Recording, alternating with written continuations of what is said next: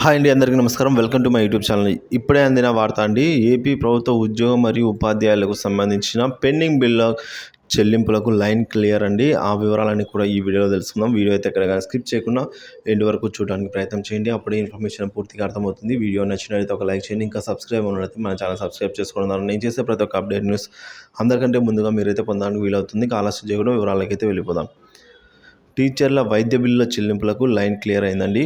ఉద్యోగ ఉపాధ్యాయుల వైద్య బిల్లుల మంజూరు చెల్లింపులపై ఖజానా శాఖ అధికారులు పెడుతున్న అభ్యంతరాలను పరిష్కరిస్తూ పాఠశాల విద్యాశాఖ కమిషనర్ సోమవారం ఉత్తర్వులు అయితే జారీ చేశారని అయితే పీఆర్టీయూ జిల్లా అధ్యక్షుడు పి ఆంజనేయులు ఒక ప్రకటనలో అయితే తెలియజేశారు. సో మనకు చూసుకోవచ్చండి, ఉద్యోగ ఉపాధ్యాయుల వైద్య అంటే మెడికల్ బిల్లులు చెల్లింపులపైన అయితే క్లియర్ అయింది లైను. సో ఈ విధంగా వైద్య బిల్లులను ఆమోదిస్తూ గతంలోనే వైఎస్ఆర్ ట్రస్ట్ ఉత్తర్వులు జారీ చేయగా వాటిని తిరస్కరిస్తూ సంబంధిత శాఖల హెచ్ఓడీల వాళ్ళ నుంచి అయితే మంజూరు ఉత్తర్వులు జారీ అయితేనే చెల్లింపులు జరుగుతాయని ట్రెజరీ అధికారులు మెలికపెట్టారని వివరించారు.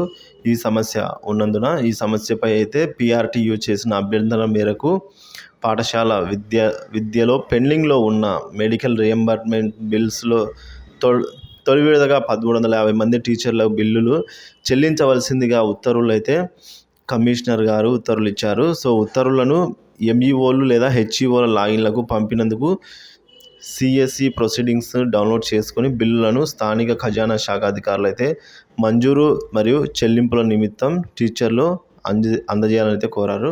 సో చూసుకోవచ్చండి, ఈ విధంగా మెడికల్ బిల్ సంబంధించిన టీచర్లకు వైద్య బిల్లులకు సంబంధించిన లైన్ అయితే క్లియర్ అయింది. సో చెల్లింపులు అయితే జరగబోతున్నాయి.